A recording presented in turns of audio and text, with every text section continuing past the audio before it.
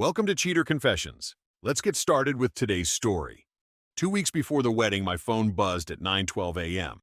I was at my desk, halfway through a spreadsheet, when I saw Audrey's name on the screen. I expected a question about the florist or seating chart. Instead, it was a message that stopped everything. Ronald, I can't do this. I'm not ready to get married. I need to find out who I really am. I hope you can understand. I read it twice. Then again. After 4 years together, 1 year engaged, she ended everything with a text. For a minute, I didn't move. My hands shook, but my head was strangely clear. There were no explanations, no arguments, just a final sentence pretending to be self-discovery. I thought about all the nights she'd been working late, the new friend she mentioned a few times, and the sudden distance that crept in over the past few months. Now it made sense. The puzzle clicked together, and the picture wasn't pretty. I could have written back paragraphs, questions, accusations, a demand for decency, but she'd made her choice. I wasn't going to beg for closure through a phone screen. So I typed 2 words, my condolences. Then I forwarded her message to her parents, Martin and Aaliyah Hartwell, the people paying for the grand wedding. The subject line said only, regarding the wedding. I didn't add a single word. The text said everything. Within an hour, my phone exploded with calls. Audrey, her mother, her father, 10, 15, maybe more. I didn't answer any of them. That night, at home, I poured myself a drink and waited for whatever storm was coming next. By morning, I'd counted 23 missed calls and 7 voicemails. I didn't listen to any of them. When I finally decided to face it, I sat at the table and dialed Martin Hartwell myself. He answered before the first ring finished. Ronald, he snapped, what is this nonsense? You sent some ridiculous message about the wedding being off. It's not nonsense, I said quietly. Audrey ended the engagement. I forwarded her text so you'd know. For a second there was silence. Then came a deep exhale that sounded more like a growl. Do you have any idea how much money is tied up in this? The venue's paid in full. The caterer. The band. Non-refundable. You can't just... I didn't, I interrupted. Your daughter did. Aaliyah's voice suddenly cut in from the background, soft and frantic. Ronald, dear, Audrey's just overwhelmed. Every bride gets nervous before the big day. You need to talk to her, calm her down. Aaliyah, I said, still steady. She didn't sound nervous. She sounded finished. Please, she said, don't make this bigger than it is. I almost laughed. I'm not making anything, Aaliyah, I said. She did. Martin's voice hardened again. We've spent over $100,000 preparing for this. Do you understand what this looks like? Yes, I said. It looks like exactly what it is. I hung up before they could answer. A few minutes later, my phone vibrated again. A new text from Audrey. You told my parents? Are you insane? You've humiliated me. You just made everything 10 times worse. Another message followed seconds later. I was trying to handle this maturely. Harry helped me realize I wasn't happy. You couldn't just let me go peacefully, could you? Harry, the wellness coach she'd met at her company retreat. The one she swore was just a friend. I stared at the screen for a long time, then put the phone face down. The room felt heavy but quiet, the calm before something meaner. The next few days were quiet. Then the messages started trickling in. First from a mutual friend, then another. Hey man, is everything okay? Audrey said you've been distant lately. By the third one, I knew what was happening. Audrey wasn't just breaking off an engagement. She was rewriting history. I didn't respond to anyone. Instead, I called a lawyer, Mr. Amir, a calm man with a voice like a judge. I laid it all out. The text, the money, the wedding, the rumors. He listened, then said, you're in a public relations war. Not a romance. From now on, document everything. No calls, no private talks. Only writing. That night, I followed his advice. I sent a message to the family and close friend group chat we'd used for wedding updates. Just to clarify, Audrey ended our engagement last week. I'm handling cancellations and wish her well. Please respect our privacy. That was all. No emotion, no blame. The next morning, I got a flood of private replies. Some supportive, some cautious. The point had landed. Her version of the story had cracks already. 2 days later, Audrey showed up at our condo unannounced. I opened the door to find her standing there with a man behind her. Tall, tanned, fake confidence. Harry. "I'm here to get my things," she said, not meeting my eyes. "Then get them," I replied, stepping aside. She moved through the apartment, pointing at things. "That TV's mine. My mom paid for that coffee machine. The sofa's from my bonus." I kept my hands in my pockets. "I paid for the TV. The coffee machine was a gift from my brother. And your mom's bonus covered about a quarter of the sofa. You can have it if you give me the rest in cash." Her jaw tightened. "You're unbelievable." Harry crossed his arms, smirking. "It's just stuff, man." "No," I said. "It's property." She packed 2 boxes, clothes, shoes, a few framed photos, then stormed out. As the door clicked shut, I finally exhaled. The silence after they left felt different this time. Not heavy, just empty. The kind of quiet you get after someone stops pretending. A week passed without a word. Then, one Tuesday night, the lights blinked out. The Wi-Fi router died. I checked the breaker. Fine. I called the utility company, and the woman on the line said, "The account holder requested cancellation." Of course. Audrey. The accounts were in her name. She'd cut the power. I sat in the dark for a minute, then lit a candle and laughed. It wasn't funny, but it was so small, so petty, that it almost felt like a bad sitcom. The next morning, I paid the overdue bill, $400, to get it restored. Then I sent her a short email. "Utilities paid. Attached receipt. Do not do this again." I CC'd her parents, then blocked her number. 3 days later, my doorman, Diego Morales, called to tell me that Audrey was in the lobby demanding to be let upstairs. She wasn't alone.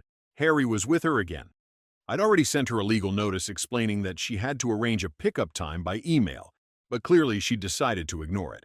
I told Diego not to let them up under any circumstances and to call the police if she refused to leave. About 10 minutes later, he called again. Audrey was still down there, arguing with him. I went downstairs. The moment she saw me, she started shouting, "You can't lock me out. You turned off my access fob." "That's right," I said. "You don't live here anymore." Harry raised his phone, recording. "You're making yourself look bad, dude." I ignored him and turned to Diego. "Call them." The police arrived within 5 minutes. 2 officers, polite. Audrey went into her performance instantly. "He kicked me out. He's keeping my things. He's trying to ruin my life." One officer listened, then looked at me. "Sir?" I handed him a folder. "Lease, certified mail notice, photos of what's hers. She's already taken her belongings." He nodded once.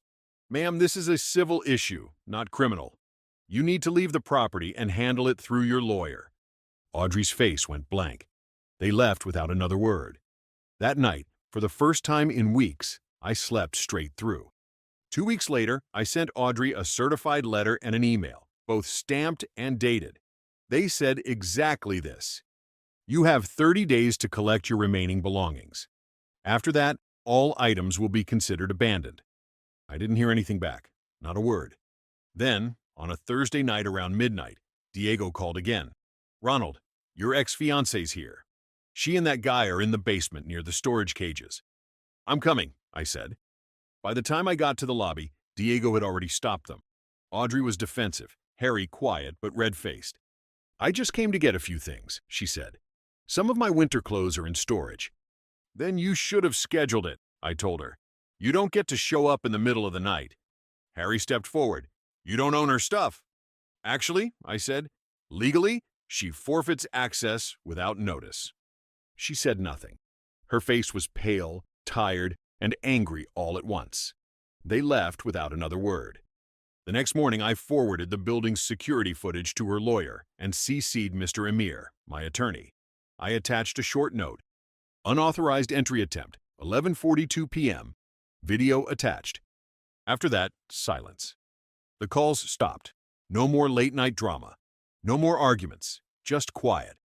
The storm that had been circling finally ran out of energy. All that was left was paperwork. I realized then that I wasn't angry anymore. Just done. The silence stretched for nearly 3 weeks before I heard anything new. A mutual friend who worked in event management reached out and told me what was happening. Martin had been calling every wedding vendor he could find, trying to recover the money he'd poured into the event. He demanded refunds, threatened lawsuits, and even attempted to pressure the venue into bending their contract. None of it worked. The Hartwells had lost everything they'd invested in the wedding. It was all gone, and for once, I wasn't the one left holding the bill.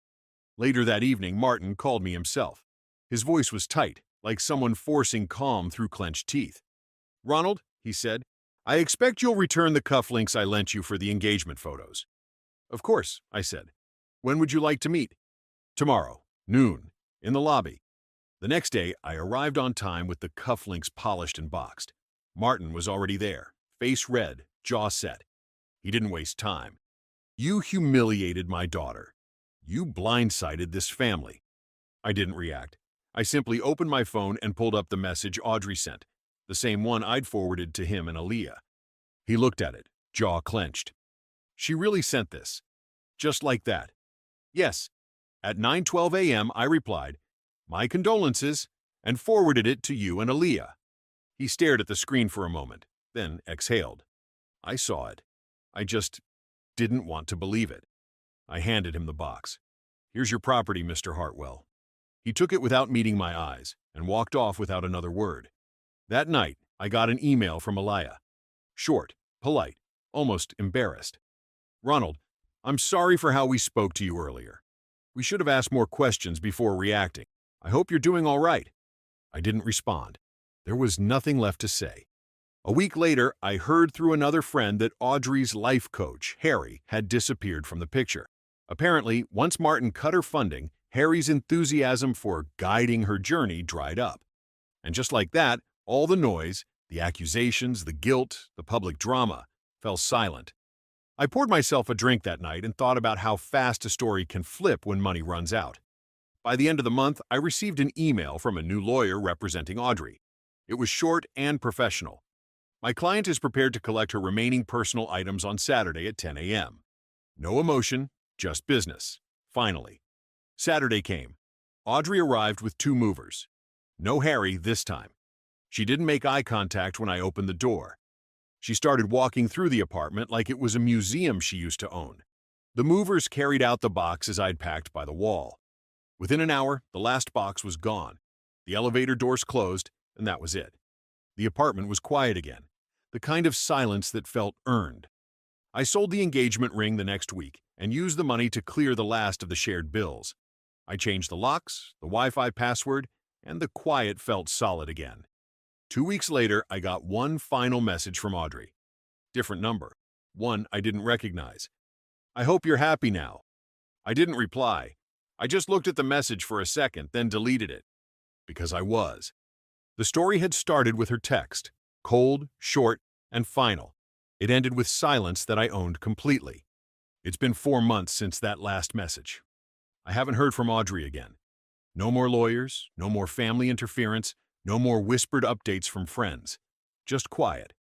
The first month after everything ended was all logistics. Canceling vendors, refunding deposits, sorting out what was hers and what wasn't.